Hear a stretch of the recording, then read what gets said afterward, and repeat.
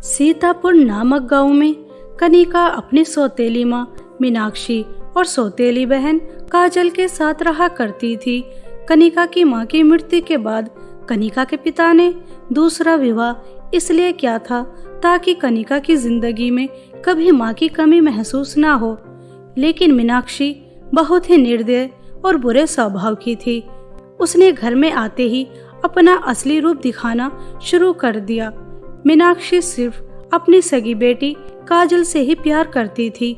कनिका के ऊपर मीनाक्षी बहुत जुल्म और अत्याचार किया करती थी। जैसा मीनाक्षी कनिका के साथ करती थी वैसे ही देखा देख काजल भी कनिका के साथ बहुत बुरा बर्ताव करती थी।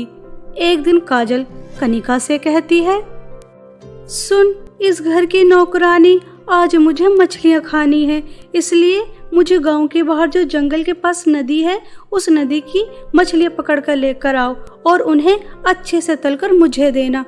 मेरी बात समझ आ रही है? काजल दीदी, उस जंगल में तो बहुत खतरनाक जानवर होते हैं और मैंने सुना है आज तक उस नदी की मछलियाँ कोई नहीं पकड़ पाया। जो भी वहाँ जाता है मरकर ही लौटता है। मुझे बहुत डर लग रहा है। अगर आपका मछली ही खाने का इतना मन कर रहा है तो मैं मार्केट से ले आती हूँ।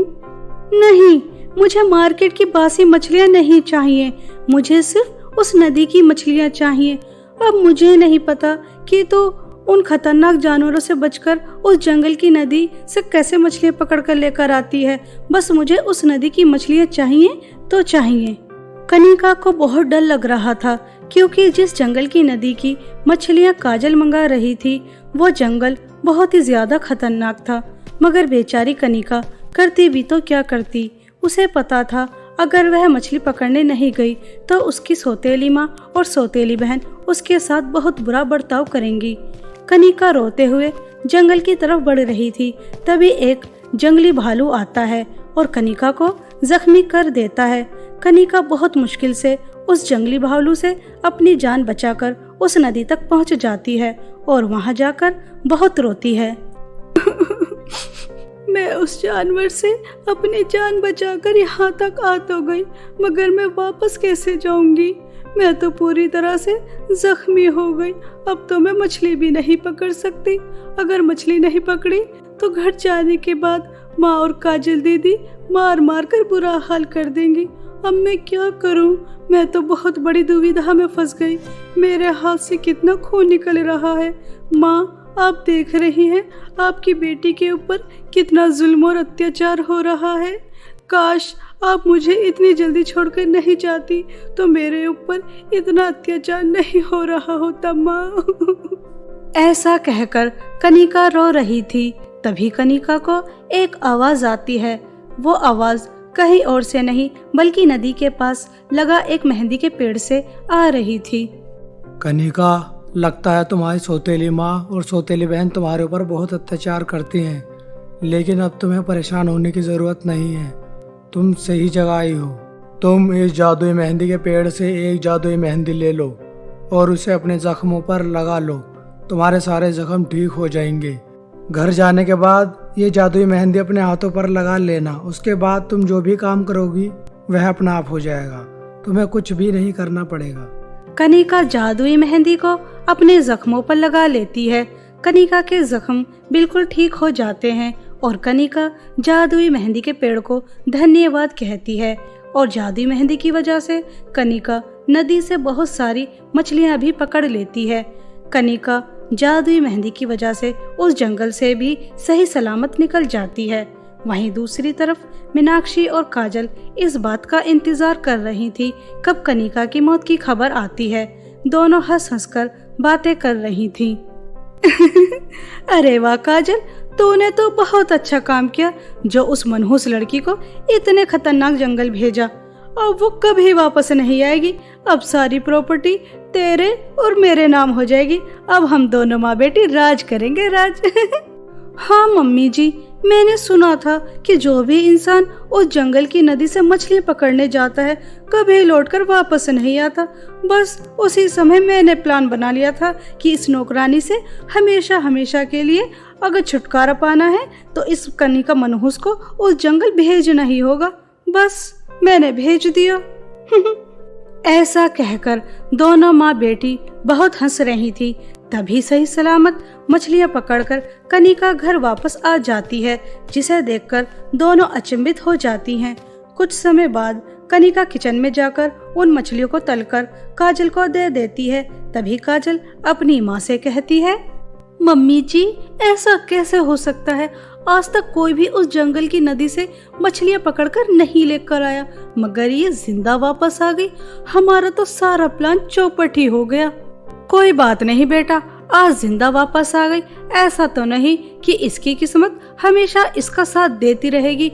अब देख, मैं इस मनहूस से कितना ज्यादा काम कराती हूँ, और खाने के लिए भी सिर्फ एक हफ्ते में एक ही बार दूंगी। वैसे भी इसका बाप अगले महीने आने वाला है। इससे पहले पहले इस मनहूस से छुटकारा भी तो पाना है। ऐसा कहकर मीनाक्षी कनिका को ले जाती है, जहाँ पर बहुत सारे गंदे कपड़े पड़े थे और बहुत सारे बर्तन साफ करने के लिए। तभी मीनाक्षी कनिका से कहती है, सुन करमजली, ये सारे कपड़े और सारे बर्तन तुरंत साफ हो जाने चाहिए। उसके बाद तुझे और भी काम करना है। घर बहुत ज्यादा गंदा हो रहा है, ऊपर से लेके नीचे तक सारी सफाई करेगी।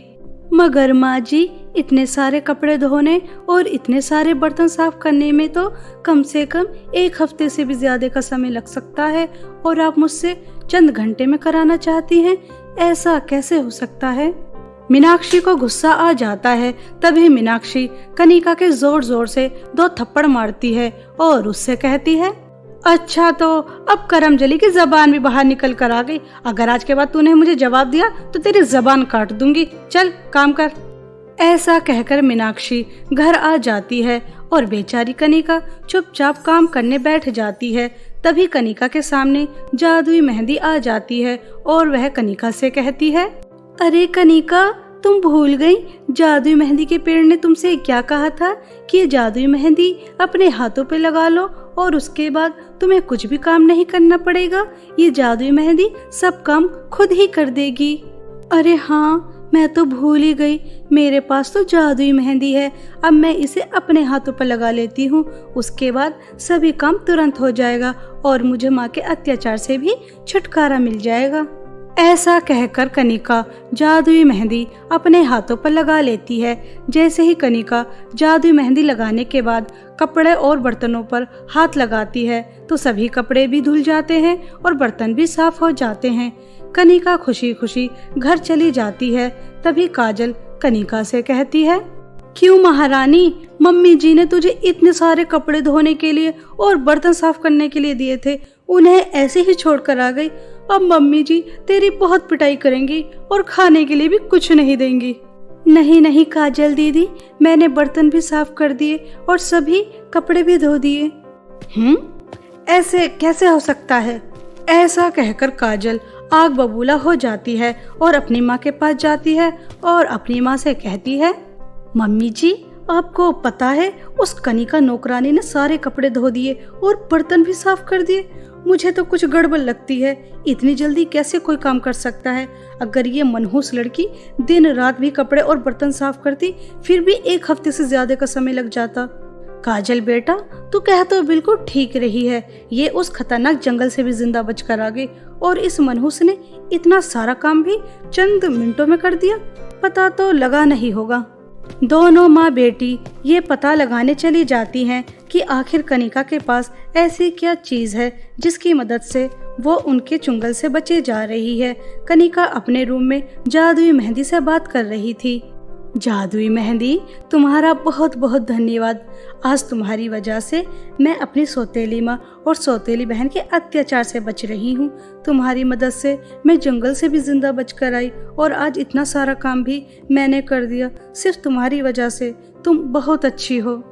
मेरी कोई भी दोस्त नहीं थी, आज से तुम मेरी सबसे अच्छी वाली दोस्त हो। देखा मम्मी जी, इसके पास जादुई मेहंदी है जिसकी वजह से इसने सारा काम कर दिया। अच्छा, तो इस जादुई मेहंदी को लगाने के बाद हम इससे जो भी करने के लिए कहेंगे वो हो जाएगा। इसका मतलब हम जादुई मेहंदी लगाकर बहुत सारी धन दौलत भी मांग सकते हैं और उसके बाद हम बहुत अमीर हो जाएंगे। ऐसा कहकर दोनों माँ बेटी कनिका के पास जाती हैं और उससे जादुई मेहंदी मांगती हैं। कनिका वो जादुई मेहंदी देना नहीं चाहती थी, मगर दोनों माँ बेटी कनिका से वो जादुई मेहंदी छीन लेती हैं। ले मेरी प्यारी बिटिया, इसे अपने हाथों पे लगा ले और इससे बहुत सारी धन दौलत मांगना। नहीं नहीं काजल दीदी, इसे अपने हाथों पर मत लगाना, वरना बहुत बड़ा अनर्थ हो जाएगा। मुझे जादुई मेहंदी ने बताया था, अगर लालच के लिए कोई भी इस मेहंदी को इस्तेमाल करेगा तो उसके साथ अच्छा नहीं होगा। आई बड़ी हमें बताने वाली, अच्छा नहीं होगा। तो चाहती नहीं है कि हम इस जादुई मेहंदी से बहुत सारे धन दौलत मांगकर अमीर हो जाएं। बेटा तू लगा ले, इसकी बातों में मत आ। कनिका बहुत मना करती है, लेकिन मीनाक्षी और काजल नहीं मानती और काजल अपने हाथों पर वो जादुई मेहंदी लगा लेती है। तभी उसके हाथ में आग लगना शुरू हो जाती है और काजल उस आग से जलकर राख हो जाती है। अरे नहीं मेरी गुड़िया रानी, तुम मुझे छोड़कर नहीं जा सकती। कनिका बेटा, तू बिल्कुल ठीक कह रही थी, तू हमें बचाना चाहती थी, लेकिन हमने तेरी बात नहीं मानी और आज मैंने अपने लालच में आकर अपनी बेटी को खो दिया। मुझे माफ़ कर दे, मैंने तेरे साथ बहुत बुरा किया, लेकिन तू हमेशा चुपचाप हमारा अत्याचार सहती रही। आज तू हमें इस जादुई मेहंदी से बचा रही थी। मैंने अपनी बेटी को खो दिया, लेकिन मैं तुझे नहीं खोना चाहती। मेरी बिटिया, मुझे माफ़ कर दे, आज से मैं तेरी सगी माँ जैसी हूँ। मीनाक्षी की बातें सुनकर कनिका मीनाक्षी को माफ़ कर देती है और कनिका को जादुई मेहंदी की वजह से सौतेली माँ से सगी माँ जैसा प्यार मिलने लगा। अब कनिका अपनी सौतेली माँ के साथ बहुत खुशी खुशी रहती थी।